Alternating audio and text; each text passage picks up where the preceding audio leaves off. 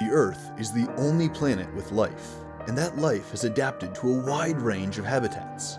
A necessary part of this adaptive process is the alteration of the cell membrane so as to tolerate some environmental variable or to engage in some function of ecological utility. Consider the jellyfish. Unable to swim away quickly or bunker behind a shell, the jellyfish is equipped with stinger-lined tentacles for protection. The jellyfish uses injected toxins to disrupt the cellular membranes of both prey and predator. The stingers, called nematocysts, inject a protein-rich venom that disables the host cells, primarily by interfering with the sodium-potassium pump.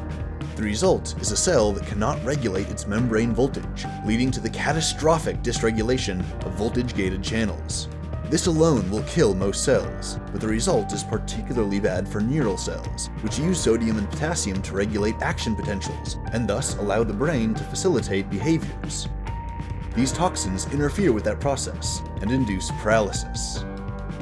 Venomous reptiles also use membrane destabilizing toxins. Dendrotoxins, for example, inhibit the exchange of ions across the membrane. Fasciculins and alpha-neurotoxins impair activity at the neuromuscular junction, causing the muscle tissue to undergo paralysis.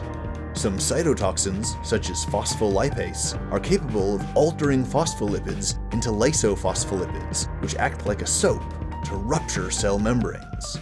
There are also many insects that have evolved toxins capable of interfering with these cell-regulating membrane proteins, such as bees and wasps.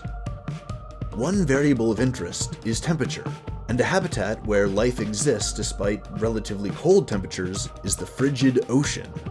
As membrane fluidity and function are affected by temperature, how do these aquatic organisms survive in this chilly habitat? At the macroscopic scale, aquatic mammals can cover themselves in blubber to stay warm, but fish and other poikilothermic organisms don't have this advantage. Instead, they rely on chemical modulation of their cell membranes. The fish have adapted cell membranes with a lower proportion of cholesterols and a higher proportion of unsaturated fatty acids, whose irregular chemical structure resists ordered packing, and thus facilitates membrane fluidity at lower temperatures.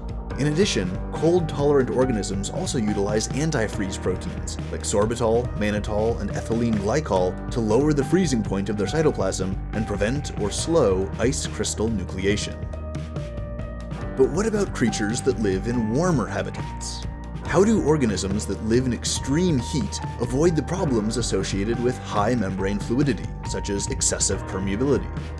The obvious answer here is that they simply reverse the strategy of the fish and the other poikilotherms. The heat-tolerant animals have more cholesterol to sustain a necessary degree of stiffness in the membrane, and they have a higher proportion of saturated fatty acids. In smaller animals, like insects that live in hot, dry climates, they'll protect themselves from water loss with a variety of mechanisms, and among these is a particularly fascinating strategy that involves the use of a lipid coating on the cuticle. This coating is composed of highly diverse lipids, which form a stiff barrier, preventing water loss through the cuticle. However, if temperatures get too hot, even this protective lipid barrier can melt, putting the insect at sudden extreme risk of dehydration.